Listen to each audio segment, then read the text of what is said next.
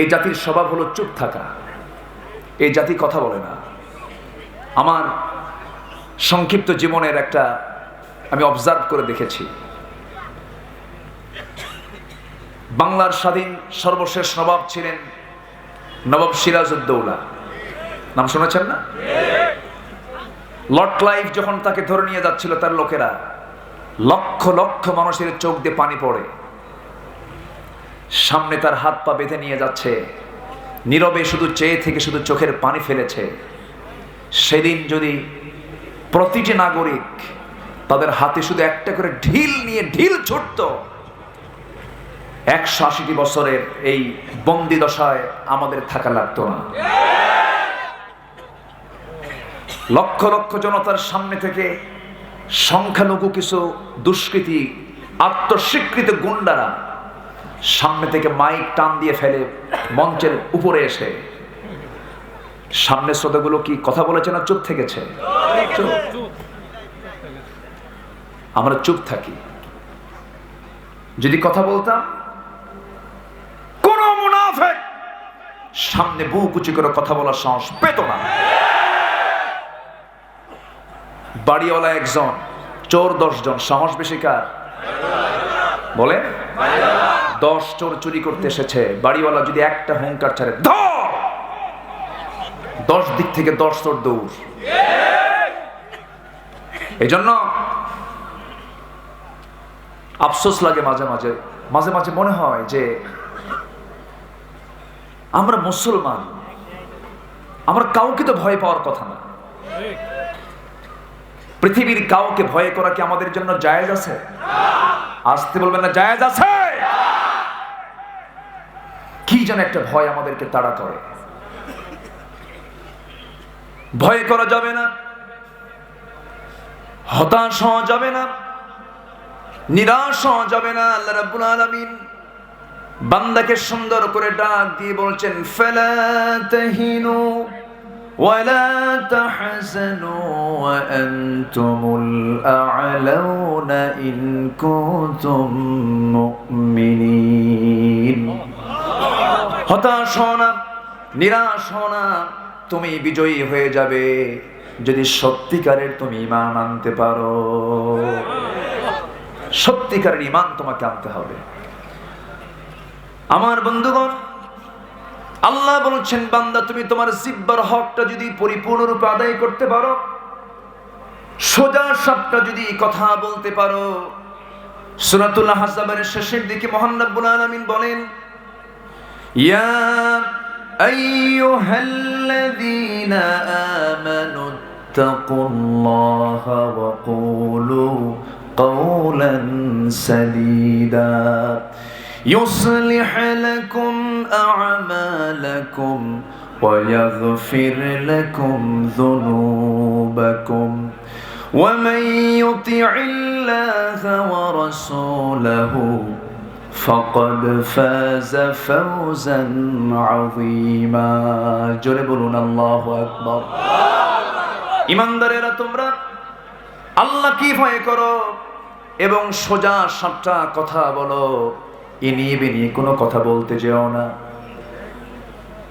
আল্লাহ রাব্বুল আলামিন বান্দাকে দাওয়াত দেওয়ার ক্ষেত্রে হিকমতের কথা বলেছেন, কিন্তু হিকমত মানে হককে আড়াল করা নয়। উদউ ইলা সাবিলি রাব্বিকা বিল হিকমাতি ওয়াল মাউইযাতিল হাসানাহ ওয়াজাদিলহুম বিল্লাতী হিয়া আহসান। মানুষকে তুমি কালিমার দাওয়াত দিবি, রবের দিকে ডাকবি হিকমতের সাথে। হিকমতের সাথে মানে হলো বিচক্ষণতার সাথে। এর মানে সত্যকে আড়াল করে নয়, সত্যকে সামনে ওপেন করে মানুষকে কালিমার দাওয়াত দাও।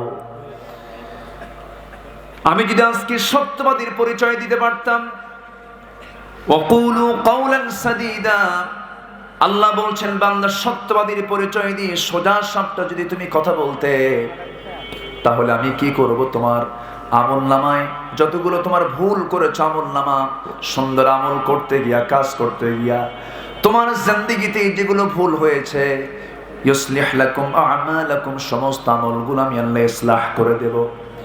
সংশোধন করে দেব। ওয়ায়াগফির লাকুম যুনুবাকুম, এবং জীবনে যত পাপ রাশি তোমার হয়েছে সমস্ত পাপ রাশিগুলোকে আমি আল্লাহ সব তোমার জীবন থেকে ধুয়ে মুছে সাফ করে দেব। একটু আস্তে কোন সুবহানাল্লাহ, জোরে বলুন সুবহানাল্লাহ। সেই সোজা কথা বলার দরকার আছে না নাই? আজকে বাতিলরা সামনে এসে কথা বলে আমরা চুপ মেরে ঘাপটি মেরে থাকি। 2014 সালে কোন একটি মাহফিলে আমাকে লক্ষ্য করে গুলিও করা হয়েছে, মঞ্চ আগুন ধরে দেওয়া হয়েছে। কেন, কি জন্য? মাহফিল তারাই বন্ধ করতে চায় যারা যাত্রা সিনেমা নাটককে রাখতে চায়, ঠিক কিনা? মুসলমান সাবধান থাকতে হবে। একটা বিষয় জেনে রাখবেন, ওয়াজ মাহফিল যদি কখনো আল্লাহ না করুক বন্ধ করে দেয়, ভাববেন সেদিন থেকে বাংলাদেশে প্রত্যেকটি মোড়ে মোড়ে যাত্রা নাটক সিনেমা চালু হবে। এটা মাথায় রাখবেন। কষ্ট পাচ্ছেন আপনারা? ভিতরে জমে থাকা কিছু কষ্ট আছে। সম্মানিত বন্ধুগণ, সম্মানিত ভাইয়েরা, আমরা কি করেছি এমন? ৭১ দেশ স্বাধীন হয়েছে। 2021 সাল, 50 বছরে ক্ষমতার চেয়ারে তো কোনো আলেম ওলামা ছিল না। আপনা আলেমদের কেউ বলে হাত ভাঙ্গো, কেউ বলে ঘাড় মটকায় দাও, কেউ বলে আবার কি খেলা হবে, আবার কেউ বলে আলিম হইছো পিটন খাইয়া আমি ঘরে বসে আলিম হইছে, আলিফ বাত আছে জিমহা খা। আবার আরেকজন কয় তোমরা কি বড় বুজুর্গ হয়েছো, আমি 22 বছরের যাবত একটা না 70 রাকাত তাহাজ্জুদ পড়ি।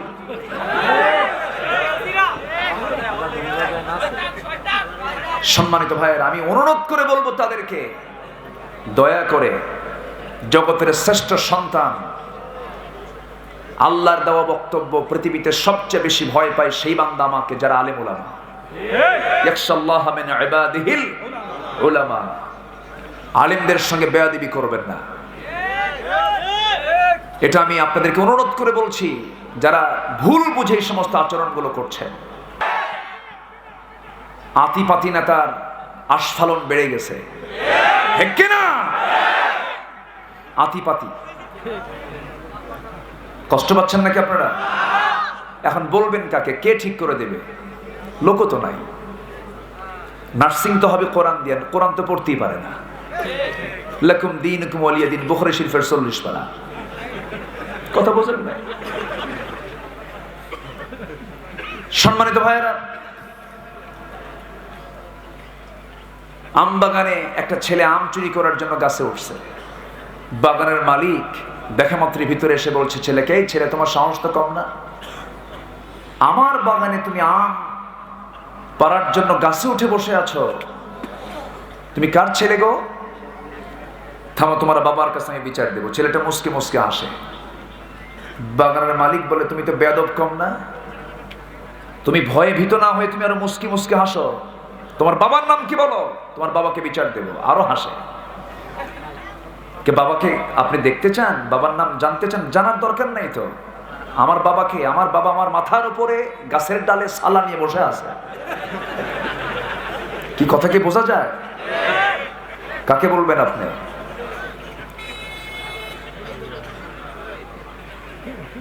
বেয়াদবের বেয়াদবি, মূর্খের মূর্খতা দুই একটা লাইন কথা বললে টের পাওয়া যায়, ঠিক কিনা? প্রায় আমি একটা উদাহরণ দিই আপনাদের জেলার নাম দিয়া। এক ছেলে ব্রাহ্মণবাড়িয়া বাড়ি গেছে ঢাকায়, পড়াশোনা করে। শিক্ষক তাকে বলছে, এই ছেলে তোমার বাড়ি কোথায়? কে স্যার ব্রাহ্মণবাড়িয়া। কে তোমাকে একটা প্রশ্ন করি, কি প্রশ্ন? ব্রাহ্মণবাড়িয়া বানানটা করো তো।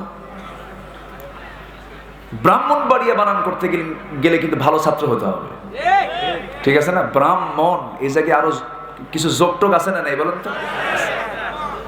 ভালো বাংলা জানতে হবে। সে আর উত্তর দিতে পারে না, আধা মিনিট চলে যায়। কি ব্যাপার, ব্রাহ্মণবাড়িয়া বানান করো? স্যার আমি তো এখন ঢাকায় থাকি। কি কথা কি বোঝা গেল? আমি এখন কোথায় থাকি? মূর্খের মূর্খতা সামান্য কথাই ফুটে ওঠে। সম্মানিত ভাইয়েরা, সব আমার বন্ধু হবে না, মূর্খ কোনোদিন বন্ধু হতে পারে না, ঠিক কিনা? মূর্খ কখনো বন্ধু হতে পারে না। আবার বন্ধুকে বেশি আপনও করা যাবে না, বন্ধুকে সব কথা খুলে বলাও যাবে না। বলেছেন মুহাম্মদ সাল্লাল্লাহু আলাইহি ওয়াসাল্লাম,